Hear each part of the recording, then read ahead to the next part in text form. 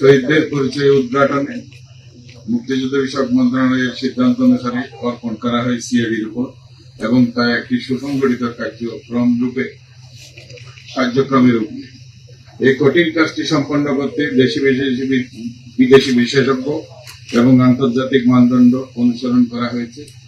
বিশিষ্ট ফরেন্সিক বিজ্ঞানী doctor Morris pebble-beans বাংলাদেশে আগমন করে সিআইডির ফরেন্সিক, ডিএনএ ও মেডিকেল ফরেন্সিক টিম সমূহকে 2 দিন ব্যাপী কর্মশালার মাধ্যমে প্রশিক্ষণ প্রদান করেন।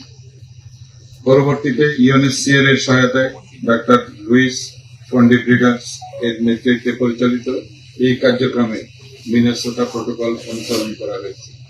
কবর থেকে 114টি মৃতদেহ উত্তোলন, ময়নাতদন্ত এবং ডিএনএ নমুনা সংগ্রহের মতো সংবেদনশীল কাজ অত্যন্ত সততা ও স্বচ্ছতার সাথে সম্পন্ন হয়েছে।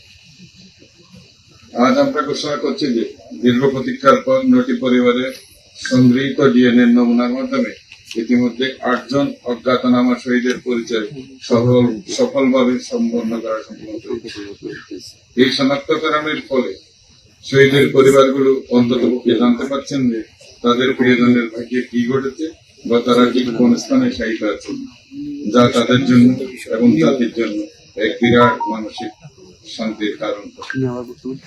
এই কার্যক্রম কেবল আইন, মানবাধিকার এবং আন্তর্জাতিক মানদণ্ডের প্রতি আমাদের অঙ্গীকারেরই প্রতিফলন নয়, এটি নিখোঁজ শহীদদের পরিচয় নির্ধারণ, পরিবারগুলোর অনিশ্চয়তা দূরীকরণ এবং ভবিষ্যতের বিচারিক কার্যক্রমের জন্য গুরুত্বপূর্ণ ফরেনসিক প্রমাণ সংরক্ষণেও সহায়ক হয়েছে। এই মহৎ কাজে যারা অক্লান্ত পরিশ্রম করেছেন সিআইডি, ফরেনসিক বিশেষজ্ঞ চিকিৎসক, নির্বাহী ম্যাজিস্ট্রেট, ডিএমপি, ডিএনসিসি এবং জুলাই শহীদ স্মৃতি ফাউন্ডেশন সহ সংশ্লিষ্ট সকল সংস্থা ও ব্যক্তিবর্গকে আমি আন্তরিক ধন্যবাদ ও কৃতজ্ঞতা জানাই। বিশেষ করে সিআইডি প্রধান ও অতিরিক্ত আইজিপি মোহাম্মদ সিবগাতুল্লাহ পিপিএম ও তার টিম বিশেষ ধন্যবাদ জ্ঞাপন করছি। আপনাদের সম্মিলিত প্রচেষ্টা ছাড়া এই প্রচেষ্টার সাফল্য লাভ করতে সম্ভব হতো না। এক্ষেত্রে আমি একটু বলতে চাই যে আমাদের তদারক সাহেব, যিনি স্বরাষ্ট্র সহকারী ছিলেন, তিনি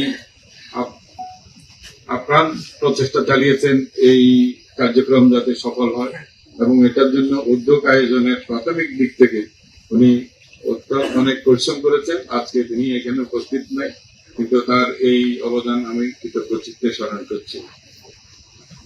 যদিও এখনো কিছু শহীদের পরিচয় উদ্ঘাটন বাকি রয়েছে, আমরা অঙ্গীকার করছি যে এই প্রক্রিয়া অব্যাহত থাকবে এবং সকল শহীদকে তাদের আপনজনের কাছে ফিরিয়ে দেওয়ার জন্য আমরা বদ্ধপরিকর।